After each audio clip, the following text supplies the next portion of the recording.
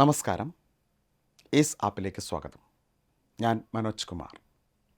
നമ്മളിന്നിവിടെ പഠിക്കുന്നത് ഒളിമ്പിക്സിനെ കുറിച്ചാണ്. ഒളിമ്പിക്സ് പ്രാചീന ഒളിമ്പിക്സ് എന്നും ആധുനിക ഒളിമ്പിക്സ് എന്നും രണ്ടായി തരംതിരിക്കാം. ഒളിമ്പിക്സ് ലോകത്തിലെ ഏറ്റവും വലിയ കായിക മാമാങ്കം എന്ന് അറിയപ്പെടുന്നു. ലോകത്തിലെ ഏറ്റവും വലിയ കായിക മാമാങ്കം എന്ന് അറിയപ്പെടുന്നത് ഒളിമ്പിക്സാണ്.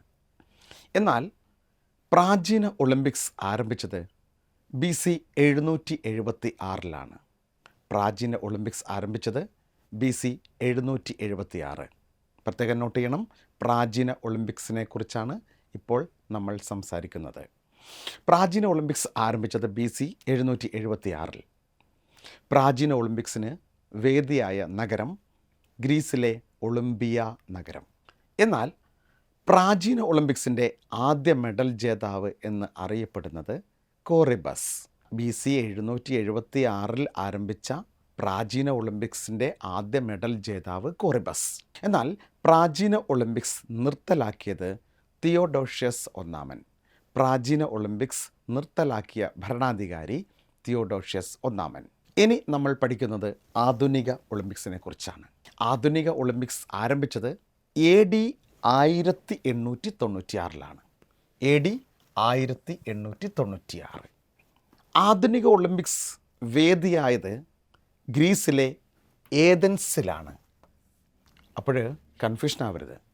പ്രാചീന ഒളിമ്പിക്സ് ആരംഭിച്ചത് ഗ്രീസിലെ ഒളിമ്പിയ നഗരത്തിൽ, ആധുനിക ഒളിമ്പിക്സ് ആരംഭിച്ചത് ഗ്രീസിൽ തന്നെയുള്ള ഏതൻസിലും. 4 വർഷത്തിലൊരിക്കലാണ് ഒളിമ്പിക്സ് നടക്കുന്നത്. ആധുനിക ഒളിമ്പിക്സിൻ്റെ പിതാവ് എന്നറിയപ്പെടുന്ന വ്യക്തി പിയറി ഡി കുബർട്ടിനാണ്. അപ്പോൾ ആധുനിക ഒളിമ്പിക്സിൻ്റെ പിതാവ് എന്നറിയപ്പെടുന്നത് പിയറി ഡി കുബർട്ടിനാണ്.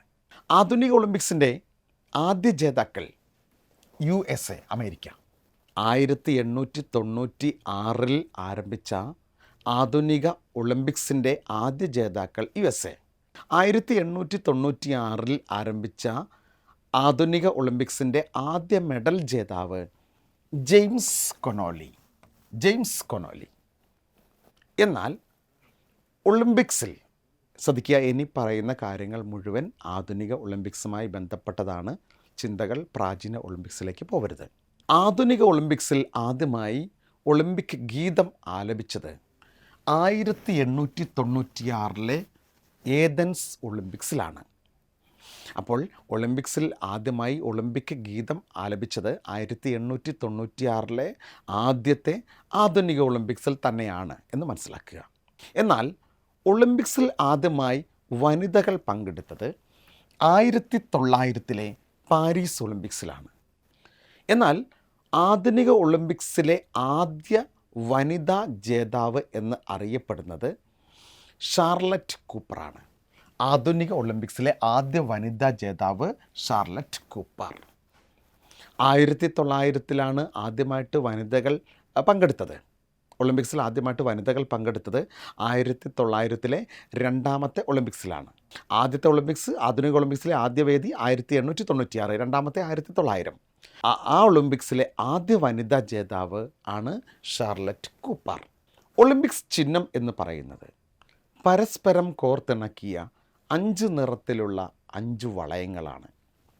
ഇത് ഒന്ന് പ്രത്യേകം ശ്രദ്ധിക്കുക. PSC ഒരു പ്രീവിയസ് എക്സാമിന് നോക്കൂ, ഇവിടെ പറയുന്ന കാര്യങ്ങൾ പലതും പല എക്സാംസിലും PSC പ്രീവിയസ് ആയിട്ട് ചോദിച്ചിട്ടുള്ളതാണ്. അപ്പോൾ എല്ലാ പോയിൻറ്സും വളരെ പ്രാധാന്യമുള്ളതാണ്. പക്ഷേ ഇവിടെ ഒരു അല്പം ഡിഫറൻ്റ് ആയിട്ട് PSC ചോദിച്ചൊരു ചോദ്യം, ഈ വളയത്തിൽ നോക്കൂ, ആദ്യത്തെ നിരയിലെ ആ വളയത്തിൽ നടുക്കുള്ള വളയം ഏതെന്ന്. ഈ വളയങ്ങളിൽ നടുക്കുള്ള വളയം, അത് അവരുദ്ദേശിച്ചത് ഇതാണ്, ബ്ലാക്ക്. അപ്പോൾ ഈ വളയങ്ങളും അവയുടെ നിറങ്ങളും ആ നിറങ്ങൾ സൂചിപ്പിക്കുന്ന ഭൂഖണ്ഡങ്ങളും ഏതെന്ന് ഓർത്തിരിക്കുന്നത് നല്ലതാണ്. അപ്പോൾ ഒളിമ്പിക്സിൻ്റെ ചിഹ്നം കോർത്തിണക്കിയ 5 നിറത്തിലുള്ള 5 വളയങ്ങളാണ് ഒളിമ്പിക് പതാകയിൽ ആലേഖനം ചെയ്തിരിക്കുന്നത്. അപ്പോൾ ഒളിമ്പിക് പതാകയുടെ നിറം വെള്ളയാണ്. ഒളിമ്പിക് പതാകയിൽ ആലേഖനം ചെയ്തിരിക്കുന്നത് 5 ഭൂഖണ്ഡങ്ങളെ സൂചിപ്പിക്കുന്ന 5 നിറത്തിലുള്ള 5 വളയങ്ങൾ. അതിൻ്റെ മധ്യഭാഗത്തുള്ള വളയം ഏതാണെന്ന് ചോദിച്ചാൽ ആഫ്രിക്കയെ സൂചിപ്പിക്കുന്ന ബ്ലാക്കാണ്. ഇനി നമുക്ക് 5 നിറത്തിലുള്ള 5 ഭൂഖണ്ഡങ്ങളെ സൂചിപ്പിക്കുന്ന 5 വളയങ്ങൾ അതേതാണെന്ന് പഠിക്കാം. അപ്പോൾ ഒളിമ്പിക്സിൻ്റെ പതാകയുടെ നിറം വൈറ്റ്, വെള്ളയാണ്. ആ പതാകയിൽ ആലേഖനം ചെയ്തിരിക്കുന്നത് 5 ഭൂഖണ്ഡങ്ങളെ സൂചിപ്പിക്കുന്ന 5 നിറത്തിലുള്ള 5 വളയങ്ങൾ. അതിൽ ഓരോ വളയങ്ങളും ഏത് നിറമാണെന്നും ആ നിറം ഏത് ഭൂഖണ്ഡത്തെ സൂചിപ്പിക്കുന്നു എന്നും നമുക്ക് പഠിക്കാം. നോക്കാം. ആദ്യമായിട്ട് കറുത്ത വളയം. കറുത്ത വളയം സൂചിപ്പിക്കുന്നത് ആഫ്രിക്കയെ തന്നെയാണ്. കറുത്ത ഭൂഖണ്ഡം അല്ലെ, ഇരുണ്ട ഭൂഖണ്ഡം എന്നൊക്കെ പറയുന്നു ആഫ്രിക്കയെ. അപ്പോൾ ഒളിമ്പിക്സ് പതാകയിലെ കറുത്ത വളയം സൂചിപ്പിക്കുന്നത് ആഫ്രിക്കൻ ഭൂഖണ്ഡത്തെയാണെങ്കിൽ ചുവന്ന വളയം സൂചിപ്പിക്കുന്നത് അമേരിക്കൻ ഭൂഖണ്ഡത്തെയാണ്. ചുവന്ന വളയം സൂചിപ്പിക്കുന്നത് അമേരിക്കൻ ഭൂഖണ്ഡത്തെയാണ്. എന്നാൽ നീല വളയം സൂചിപ്പിക്കുന്നത് യൂറോപ്പിനെയാണ്. നീല വളയം സൂചിപ്പിക്കുന്നത് യൂറോപ്പിനെയാണെങ്കിൽ പച്ച വളയം സൂചിപ്പിക്കുന്നത് ഓസ്ട്രേലിയൻ ഭൂഖണ്ഡത്തെയാണ്. അപ്പോൾ ഒന്നുകൂടി പറയാം. ഒളിമ്പിക്സ് പതാകയിൽ യുടെ നിറം വെള്ളയാണ്, വൈറ്റ്. ആ പതാകയിൽ ആലേഖനം ചെയ്തിരിക്കുന്നത് പരസ്പരം കോർത്തിണക്കിയ 5 നിറത്തിലുള്ള 5 ഭൂഖണ്ഡങ്ങളെ സൂചിപ്പിക്കുന്ന 5 നിറത്തിലുള്ള 5 വളയങ്ങൾ. അതിൽ മഞ്ഞ വളയം ഏഷ്യയെ സൂചിപ്പിക്കുന്നു. കറുപ്പ് വളയം ആഫ്രിക്കയെ സൂചിപ്പിക്കുന്നു. ചുവന്ന വളയം അമേരിക്കൻ ഭൂഖണ്ഡത്തെ സൂചിപ്പിക്കുന്നു. നീല വളയം യൂറോപ്പിനെ സൂചിപ്പിക്കുന്നു. പച്ച വളയം ഓസ്ട്രേലിയൻ ഭൂഖണ്ഡത്തെ സൂചിപ്പിക്കുന്നു. വ്യക്തമായി എന്ന് വിചാരിക്കുന്നു. ഇനി ഒളിമ്പിക്സിൽ ആദ്യമായി ഒളിമ്പിക് ഗീതം ആലപിച്ചത് 1896 എന്നുവെച്ചാൽ ആധുനിക ഒളിമ്പിക്സിൻ്റെ ആദ്യമായിട്ട് മത്സരം നടന്നത് 1896. ആധുനിക ഒളിമ്പിക്സ് ആരംഭിച്ച ആദ്യ വർഷം തന്നെ 1896 ഏതൻസ് ഒളിമ്പിക്സിൽ തന്നെ ഒളിമ്പിക്സ് ഗീതം ആലപിച്ചിരുന്നു. എന്നാൽ ഒളിമ്പിക്സിന് വേദിയായ ആദ്യത്തെ ഏഷ്യൻ നഗരം എന്ന് പറയുന്നത് ടോക്കിയോ, ജപ്പാൻ. ഒളിമ്പിക്സിന് വേദിയായിട്ടുള്ള ആദ്യത്തെ ഏഷ്യൻ നഗരം ടോക്കിയോ. അതെന്നായിരുന്നു? 1964. അടുത്ത ചോദ്യം നോക്കാം. ഒളിമ്പിക്സ് പതാക ആദ്യമായി ഉയർത്തിയത് 1920 ആൻറ്റ്വെർപ്പ്. ആൻറ്റ്വെർപ്പ് എവിടെയാണെന്ന് ചോദിച്ചാൽ ബെൽജിയം. അപ്പോൾ ഒളിമ്പിക് പതാക നേരത്തെ നമ്മൾ പഠിച്ചിരുന്നു. ഒളിമ്പിക് പതാകയുടെ നിറം എന്താണെന്നും വെള്ള, വൈറ്റ്, അതിലെന്താണ് ആലേഖനം ചെയ്തിരിക്കുന്നത് എന്നും പഠിച്ചു. അപ്പോൾ ഒളിമ്പിക് പതാക ആദ്യമായി ഉയർത്തിയ ഒളിമ്പിക്സ് 1920 ആൻറ്റ്വെർപ്പ്, ബെൽജിയം ആൻറ്റ്വെർപ്പ് ഒളിമ്പിക്സിലായിരുന്നു. ഒളിമ്പിക് പതാക രൂപകൽപ്പന ചെയ്തത് ബാരൻ പിയറി ഡി കുബർട്ടിനാണ്. ഇനി മറ്റൊരു ചോദ്യം നമുക്ക് പരിശോധിക്കാം. ഒളിമ്പിക്സിൻ്റെ ആപ്തവാക്യം ആദ്യമായി അവതരിപ്പിച്ചത്, മോട്ടോ ആദ്യമായി അവതരിപ്പിച്ചത് 1924 പാരീസ് ഒളിമ്പിക്സിലായിരുന്നു. ഇനി ആ ആപ്തവാക്യം എന്താണ് എന്ന് നോക്കാം. നോക്കൂ. കൂടുതൽ വേഗത്തിൽ, കൂടുതൽ ഉയരത്തിൽ, കൂടുതൽ ശക്തിയിൽ എന്ന് വെച്ചാൽ കൂടുതൽ വേഗതയിൽ, കൂടുതൽ ഉയരത്തിൽ, കൂടുതൽ ശക്തിയിൽ എന്നാണ് ഒളിമ്പിക്സ് ആപ്തവാക്യം. എന്നാൽ ഈ പറഞ്ഞ വാക്യത്തോട് കൂട്ടിച്ചേർത്ത മറ്റൊരു വേർഡ് ഒരുമിച്ച് അല്ലെങ്കിൽ ടുഗദർ എന്നുള്ളതാണ്. അപ്പോൾ കൂടുതൽ വേഗതയിൽ, കൂടുതൽ ഉയരത്തിൽ, കൂടുതൽ ശക്തിയിൽ പ്ലസ് ഒരുമിച്ച്. അപ്പോൾ ആപ്തവാക്യത്തോടു കൂടി കൂട്ടിച്ചേർത്തത് ഒരുമിച്ച് അല്ലെങ്കിൽ ടുഗദർ എന്നൊരു വേർഡാണ് കൂട്ടിച്ചേർത്തത്. ഇനി ഒളിമ്പിക്സ് മോട്ടോ ആപ്തവാക്യം ലാറ്റിൻ ഭാഷയിൽ എങ്ങനെയായിരുന്നു എന്ന് ചോദിച്ചിരുന്നു. അതൊക്കെ പ്രീവിയസ് ചോദ്യമാണ്. കേൾക്കുക. സിറ്റിയസ്, അൾട്ടിയസ്, ഫോർട്ടിയസ് എന്നാണ് ഒളിമ്പിക്സ് ആപ്തവാക്യം ലാറ്റിൻ ഭാഷയിൽ. സിറ്റിയസ്, അൾട്ടിയസ്, ഫോർട്ടിയസ്. ഇനി ഒളിമ്പിക്സ് ആപ്തവാക്യം തയ്യാർ ചെയ്തത് ഫാദർ ഹെൻറി ഡിഡോൺ. ഇനി ഒളിമ്പിക്സിൽ ആദ്യമായി ദീപം തെളിയിച്ചത് 1928 ആംസ്റ്റർഡാം. ഇനി ഒളിമ്പിക്സിൽ ആദ്യമായി ദീപശിഖാ പ്രയാണം നടത്തിയത് 1936 ബെർലിൻ ഒളിമ്പിക്സിലാണ്. ഇനി ഒളിമ്പിക് ദീപശിഖ പ്രയാണം ഇന്ത്യയിൽ ആദ്യമായി എത്തിയത് 1964 ടോക്കിയോ ഒളിമ്പിക്സിലാണ്.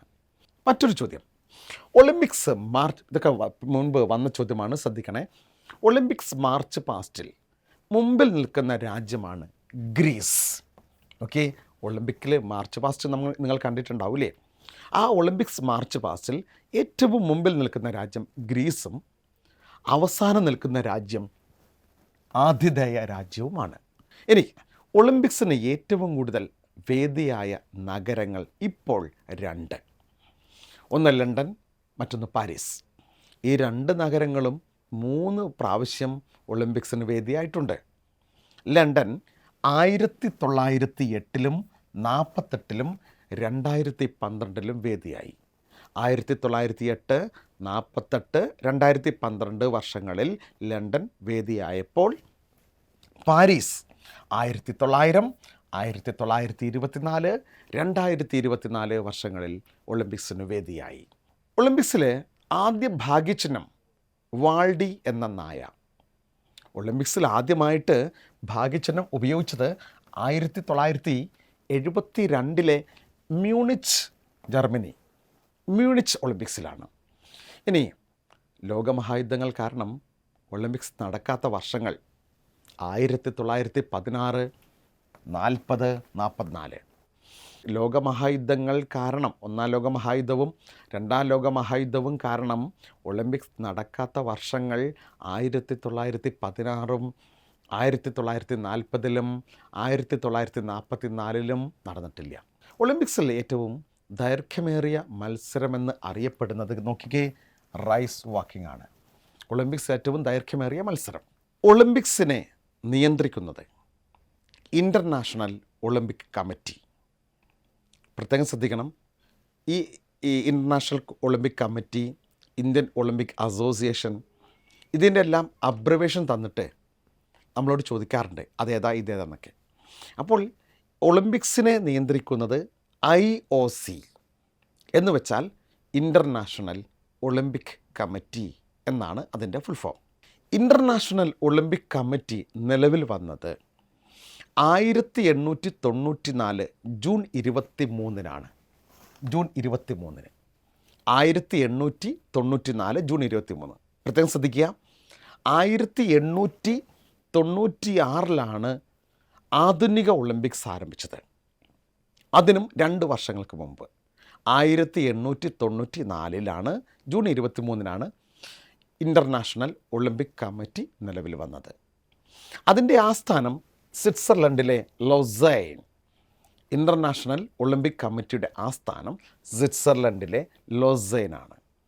അതിൻ്റെ ഇപ്പോഴത്തെ ചെയർമാൻ, പുതിയ ചെയർമാൻ ക്രിസ്റ്റി കോവെൻട്രിയാണ് ഇപ്പോഴത്തെ ചെയർമാൻ. വീണ്ടും മറ്റൊരു വീഡിയോയുമായി കണ്ടുമുട്ടാം. ഏവർക്കും നന്ദി, നമസ്കാരം.